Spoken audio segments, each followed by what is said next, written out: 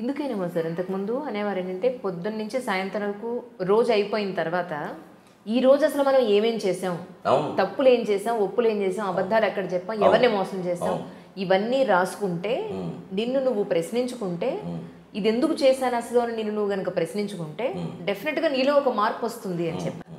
వస్తుంది, ఖచ్చితంగా వస్తుంది.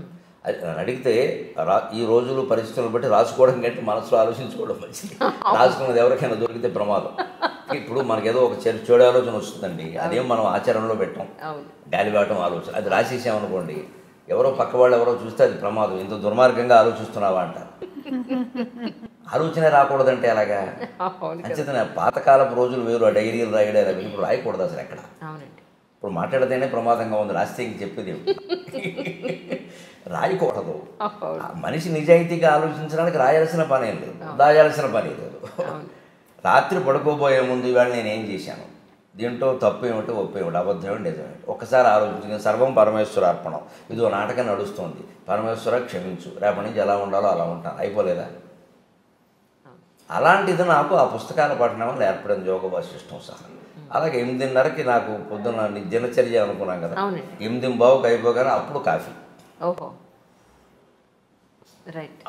అప్పటికి ఈవిడ అంటూనే ఉంటుంది పాపం, రోజు మాకు మీకంటే ముందు తాగుతున్నాను, మీకంటే ముందు తాగుతున్నాను, ఇదో పాపం ఉంటుంది. నేను దానికి ఒక పరిష్కారం చెప్పాను, మళ్ళీ భర్తతో రెండోసారి తాగితే ఆ పాపం పోతుందని చెప్పాను. అదే నవ్వుకుంటాం మేము సరదాగా. అంతే, ఏమయ్యా రెండోసారి తాగా ఆ పాపం పోదు, ఇదో శాస్త్రానికి ఏముంది, కావాలంటే శ్లోకాన్ని నేను రాస్తానని చెప్తాను. సరదాగా ఏముందమ్మా, 8:30కి ఇద్దరం కూర్చొని కాఫీ తాగుతాం, కాసేపటికి అల్పాహారం సిద్ధం చేస్తాం, అది తినేస్తాం. 9ంటికి సరిగ్గా నేను దినపత్రిక పట్టుకుని కూర్చుంటాను. 9 నుంచి 10 ఒక దినపత్రిక ఇంటికి వస్తుంది, ఖచ్చితంగా పట్టుకు కూర్చుంటాను. ఆ పత్రికలో అంతకుమించి మాత్రం చదవక్కర్లేదు, ఇంకా ఒకసారి ఒక 10 నిమిషాల ముందే అయిపోతుంది. అవి చదువుతాను. ఏదైనా మనకి గ్రహించాల్సింది ఉంటే గ్రహించాలి, లేదా ఒకవేళ చెప్పాలి సభలో కానీ ఇంకో టీవీలో కానీ చెప్పాలంటే తప్పనిసరి అయితే చెప్పడం, లేకపోతే వదిలేయడం. ఇదివరకు కూడా ఏదో విశేషమైన వార్తలు చెబుదాం, అలాగా సంచలనం అన్నట్టుగా మనస్సు ఆలోచించేది. కానీ ఆధ్యాత్మిక పరిపక్వత కారణంగా ఈ మధ్య నా మనసు ఆ సంచలనాల గురించి ఆలోచించట్లేదు అసలు. అది పూర్తిగా 100% అవసరం, ఉపయోగపడుతుందంటే చెబుదాం, లేదా వద్దు. ఎందుకంటే ఇవన్నీ నిందించడం వల్ల, విమర్శించడం వల్ల కలిసి వచ్చేది ఏం లేదు, ఎవడూ మారడం, మనకి శత్రువులు పెరగడం తప్ప దానివల్ల కలిసి వచ్చేది. అది కూడా అర్థమవుతుంది, క్రమంగా అర్థమవుతుంది. ఇప్పుడు ఆ వ్యక్తిని విమర్శించడం కాదు, ఆ వ్యక్తిలో మార్పుకు మనం కూడా అవకాశం ఇవ్వాలి ఎవరికైనా. 10ంటికి అయిపోయినందుకు 10:30కి ఖచ్చితంగా నేను చేయదలుచుకున్న వాళ్ళందరికీ ఫోన్లు 10:30కి చేస్తాను ప్రతిరోజు. ఇంకో సమయంలో నా నుంచి ఫోన్ రాదు, ఖచ్చితంగా 10:30 ఉదయం 10:30, రాత్రి 8:30. నేను ఎవరికైనా చేయదలుచుకుంటే నా దగ్గర నా జేబులో ఉండే కాగితం మీద ఎవరికి ఫోన్ చేయాలో రాసుకుంటాను, నేను వెంటనే చేయను, ఇక్కడ రాస్తాను. ఇదొక బుక్లెట్, 8 పేజీలు ఉంటాయి ఇందులో. ఇది కూడా ఇది వాడేసిన రైల్వే టికెట్, వేసి వృధా చేయకుండా ఇది 8 మడతలు పెట్టి దీనికి నెంబర్లు వేసి దీని మీద ఎవరో వెంకట్రావుకి ఫోన్ చేయాలి, వెంకట్రా అని రాసుకుంటాను నేను. అది పొద్దున్న 10:30కైనా చేస్తాను, ఎందుకంటే ఆయన ఆఫీసులో ఉంటే దొరుకుతాడు. రాత్రి 8:30కి చేస్తాను, ఇంట్లో ఉంటే దొరుకుతాడు. క్లారిటీ స్పష్టంగా. అందుకని ఇంకా ఆ విషయం ఆలోచించలేదు. బుర్ర నిండా వారికి ఫోన్ చేయాలి, వీరితో మాట్లాడాలి, ఏమిటో అన్నీ మర్చిపోతున్నాయి. ఈ మధ్య నాకు మతిమరుపు ఎక్కువైపోయింది, అదేం ఉండదు అసలు. మనం దానికి పని చేయక ఖచ్చితంగా 10:30కి మంచినీళ్ళు తాగి 2 గంటలకు ఒకసారి 2 గ్లాసులు నీళ్లు తాగుతాను ఖచ్చితంగా. పొద్దున్న 6:30, 8:30, 10:30, 12:30, 2:30, 4:30, 6:30, 8:30, రాత్రి 10:30 ఖచ్చితంగా 2 గ్లాసులు నీళ్లు తాగాల్సిందే. రోజు అయ్యేసరికి 15-16 గ్లాసులు నీళ్ళు అవుతాయి. దానివల్ల ప్రయోజనం ఏంటంటే ఆరోగ్యపరంగా నేను అనుభవించి చెబుతున్నాను. ఎటువంటి ఏదైనా ఆహారాల్లో తేడాలు ఉన్నా, పడాలు ఉన్నా, రాళ్ళు పేరుకునే సమస్యలు లాంటివి ఉన్నా మొత్తం కొట్టుకుపోతాయి.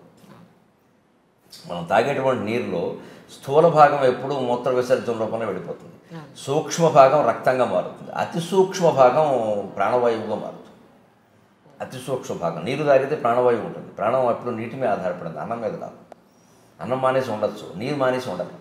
నీరు మానేసి ఉంటే ప్రాణం కూడా పోతుంది. అందుకే ఎంత నిరాహార దీక్ష వాడైనా పాలు కానీ, మజ్జిగ కానీ, నీరు కానీ తాగుతారు. తాగితే కొంతకాలం గెంటేయచ్చు. అలా నీరు తాగుతాను ఖచ్చితంగా. నాకు 10:30కి నీళ్లు తాగేసి అప్పుడు ఈ ఫోన్లు చేసేసి నా కార్యక్రమాల గురించి రిజర్వేషన్లు చేయాల్సి ఉంటాయి కదా, ఏమన్నా అంటే నేనే చేసుకుంటాను. కార్యకర్తను చేయమని చెప్పను, ఎందుకంటే వాళ్ళు మనకి తర్వాత ప్రోగ్రామ్ ఎక్కడుందో వాళ్ళకి తెలియదు, వాళ్ళ ఊరికి చేసేస్తారు. మళ్ళీ అక్కడి నుంచి ఇంకో ఊరు పక్క ఊరు వెళ్ళాలంటే ఆ షెడ్యూల్ నా దగ్గర ఉంటుంది కాబట్టి చేసుకుంటాను. అక్కడికి ఆ పని అయిపోయింది. అప్పుడు ఖచ్చితంగా టీవీకి ఏమైనా తయారవ్వాలా, సాయంత్రం సభ ఉందా తయారవ్వాలా, ఆ తయారవ్వాల్సింది ఉంటే తయారవుతాను. 10:30, 12:30 సమయం. 12:30 ఖచ్చితంగా గంట కొట్టేసినట్టుగా తిరుగు లేకుండా 12:25కి వచ్చి గురువుగారు భోజనానికి రావచ్చు అంటుంది. అంతే మేడం అండి, మిమ్మల్ని గురువు గారు అంటారా? ఎందుకో ఎందుకంటే రావడానికి ఏమండి ఎందుకు అంటే చాలా నేర్చుకున్నాను అందుకని మా గురువు గారు ఆయన నుంచి చాలా నేర్చుకున్నాను. అవునా? అందులో ఏం నేర్చుకున్నారు? ఒక పాయింట్ మాకు. అవి చెప్పేవి కాదు, అలాగా సహజంగా జరిగినవి అంతే. సరే, 12:30కి భోజనం పెట్టేస్తాను. అంతే, ఖచ్చితంగా 45 నిమిషాలు భోజనం చేస్తాను. 1:15 వరకు నవ్వులుతూ ఉండాల్సిందే. ఓకే. 3 ఐటమ్స్ మించి భోజనాల్లో ఉండవు. 4వది ఉంటే ఆవిడ తినాల్సిందే. 3 ఐటమ్స్, 3వది మజ్జిగతో కలిపి 3. మజ్జిగతో కలిపి. ఓహో. ఫర్ యువర్ కైండ్ ఇన్ఫర్మేషన్, మజ్జిగతో 3. 15-20 ఏళ్ళ బట్టి, కనీసం 10 ఏళ్ళ బట్టి ఆ నియమం ఖచ్చితంగా. పప్పు, కూర, మజ్జిగ, లేదా వేపుడు, పచ్చడి, మజ్జిగ, ఏదైనా సరే 3 మజ్జిగతో కలిపి. 4వది ఉంటే ఇందులో ఒకటి తగ్గించేస్తాను, అన్నం తగ్గించేస్తాను. మొత్తం మీద అన్నం అంతకుమించి వెళ్ళడానికి వీల్లేదు. అందుకని నాకు షుగర్ ప్రాబ్లమ్స్ అవి ఏం లేవు. తినవలసింది తిన్నాను. ఖచ్చితంగా పొద్దున్న ఒక్కసారే కాఫీ, సాయంత్రం 4:30కి టీ, మధ్యాహ్నం భోజనం చేసి గ్లాసు మజ్జిగ తాగుతాను, రాత్రి పడుకోబోయే ముందు గ్లాసు పాలు తాగుతాను. ఒకసారి పాలు, ఒకసారి మజ్జిగ, ఒకసారి కాఫీ, ఒకసారి టీ, 4 సేవించినట్టు అయింది. ఏది ఎక్కువ కాలేదు. అన్ని రుచులు తెలిసాయి. ఎప్పుడు కావాలంటే అప్పుడు వదిలేయచ్చు, సమస్య అండి. ఎక్కువ అలవాటు పడ్డామనుకోండి, నాకు ఏమిటో కాఫీ లేకపోతే తోచట్లేదు, ఏమీ లేదు, నాకు ప్రపంచం అంతా లేకపోయినా నాకు తోస్తుంది. ఈ ప్రపంచం అంతా శూన్యమే, నేను ఒక్కడినే అంటార్కిటికా ఖండంలో నన్ను వదిలేస్తే హాయిగా గడిపేస్తాను, ఏమి ఇబ్బంది లేదు. ప్రాణంతో ఉంటే సార్ అక్కడ నీళ్లు దొరికితే ఏదో మారేడాకులు దొరకపోని అవుతాం. వారు ఉండాలి, వీరు మాట్లాడాలి, అసలు ఆ సమస్య లేదు. అదే వేదాంతం ద్వారా నేర్చుకున్నాను. యోగ వాసిష్టం నాకు నేర్పింది. నీతో నువ్వు మాట్లాడుకో, నీతో నువ్వు ఉండు, ఇంకోరు ఉండాలని ఎందుకు అనుకుంటున్నావు? ఇంకోరు ఉండడం అంటే మనం తప్పించుకొని బయటపడుతున్నాం. మన నుంచి మనం తప్పించుకొని బయటపడుతున్నాం. అదేదో కాలక్షేపం, వారేదో పోగొట్టడం, తిట్టడం, విమర్శలు, ఇవన్నీ ఇంకేది పీకానామ లాగానం, ఎలక మీద పిల్లి, పిల్లి మీద ఎలక, ఎప్పటికి తెమలో ఇవి. అప్పుడు ఈ కాలక్షేపాల కోసం వచ్చరికి తోడు, నీడ, దూడ, పేడ అన్నీ తయారైపోతాయి. ఇందులో ఎవరు లేకపోయినా మనం తట్టుకోలేని పరిస్థితి వస్తుంది. ఇదంతా బలహీనతే, మన మీద గొప్పగా చెప్పొద్దు దాన్ని. నాకు నలుగురు ఉంటే కానీ తోచదు, అదో వ్యాధి, డాక్టర్ చూపించుకోవడం మంచిది. ఎందుకు తోచదు? నలుగురు ఉన్నా తోచాలి, ఒక్కరే ఉన్నా తోచాలి, 1000 మందిలో ఉన్నా తోచాలి, శ్మశానంలో ఉన్నా అదే తోచాలి. అది వేదాంతం. మన స్థితిలో మనం లేము, అందుకే తోచదు. అందుకే మనిషి తనలోకి తాను చూసుకోవాలి, లోకం అంతటా మార్చుకుంటూ కూర్చోవడం కాదు. మధ్యాహ్నం ఖచ్చితంగా 1:15 అయ్యాక అప్పుడు సరిగ్గా 1/4 గంట సేపు అటు ఇటు నడుస్తాను. బయట ఆరేసిన తువ్వాలు లోపలేస్తాను, అదో క్రమశిక్షణ. పొద్దున్న స్నానం చేసి ఆరేసాం కదా, ఆ తువ్వాలు లోపలేస్తాను. అవన్నీ నేనే చేసుకుంటాను. ఆ పనులు 1/4 గంట పడతాయి. 1:30కి పడుకుంటాను, 2:30కి లేస్తాను. ఫోన్ కట్ చేయడమే, సైలెంట్లో పెట్టడం ఉండదు. సైలెంట్లో పెడితే ఎవడో చేస్తాడు, అక్కడ ఉంటుంది, అక్కడ మళ్ళీ నాకు చేయలేదంటాడు. అటువంటి అవకాశం ఎవరికి ఇవ్వం, స్విచ్ ఆఫ్ అంతే. మళ్ళీ ఆయన చేసుకోవలసిందే. ఏమంటే నేను చేశానండి, మీరు నాకు చేయలేదంటే చెయ్యను, నీ అవసరం నువ్వు చేసుకోవాలి. ఎంత ప్రాణ స్నేహితుడైనా అంతే. నాకు ఎందుకు చేసావు కదా, రెండోసారి కూడా నువ్వే చేసుకో, 3 సార్లు చేసుకోలేకపోతే మానేసుకో. అంతేగాని ఏమనుకుంటాడు అనుకోని, బ్రహ్మ సత్యం జగన్ మిథ్య, నాకు అర్థమైంది అనుకుంటే మరీ మంచిది. ఇంకా ఆయన ఫోన్ చేయక్కర్లేదు, ఓ నెంబర్ తీసేయచ్చు. ఇది ఎవరి మీద కోపం కాదు, వ్యతిరేకత కాదు, పూర్తిగా జగత్తత్వం తెలుసున్న మనిషి ఇలాగే ఉంటాడు. నాకు తెలిసి నేను ఋషుల చరిత్రలు చదివాను, ఋషులందరూ ఇలాగే ఉంటారు. అది మనం అలవాటు చేసుకోవాలి. అంతేగాని వారేదో అనుకుంటారు, వీరేదో అనుకోనేయండి. కానీ మంచి వాళ్ళు ఇలా అనుకుంటే పర్వాలేదు. ఇదే స్థానంలో చెడువాళ్ళు కూడా ఇలా చెడు పనులు చేసేవాళ్ళు కూడా ఇలాగే అనుకుంటే, ఇలాగే అంటే నేను చేసిందే కరెక్టు, అది నిజానికి వాడు చెడ్డ పనులు చేసేవాడు అయితేనేమో లోకాన్ని గురించిన భయం ఎప్పుడూ వాడి మనస్సును పీడిస్తూనే ఉంటుంది. వాడు అనుకోలేడు. ముండిగా మూర్ఖంగా కాసేపు అనుకోవచ్చు, కానీ లోపల వాడిని ప్రశ్నిస్తుంది. ఎందుకంటే అందరికీ లోపల ఉన్నది భగవంతుడే. ఈశ్వర సర్వభూతానాం హృదయసే అర్జున తిష్టతి. ఒక మూర్ఖుడు, ఒక దుర్మార్గుడు 10 మర్డర్లు చేసిన వాడు హృదయంలో ఎవడున్నాడో, పరమభక్తుడు హృదయంలో కూడా వాడే ఉన్నాడు. ఆ తత్వంలో తేడా ఏం లేదు. ఉపాధి భేదం, పైన ఉండే శరీరం భేదం, మనస్సు భేదం తప్పితే అసలు తత్వంలో తేడా లేదు. అందుకని అసలు తత్వం అంతఃకరణ ద్వారా వాడిని కొట్టేస్తూనే ఉండేది. ఎప్పటికప్పుడు నువ్వేం చేస్తున్నావు. అందుకని చెడ్డవాడు ఇలా ఉండలేడు. ఎవడేమనుకుంటే నాకని కొన్నాళ్ళు ఉంటాడు, తర్వాతైనా వాడు కాల్ చేస్తూ ఉంటుంది లోపల. అదే పాపం పీడించడం అంటే అదే. ఖచ్చితంగా కాల్చేస్తూ ఉంటుంది. వాడు ఎప్పుడు ఈ జన్మ కాదు, వచ్చిన జన్మకైనా మారాలి, తప్పదు.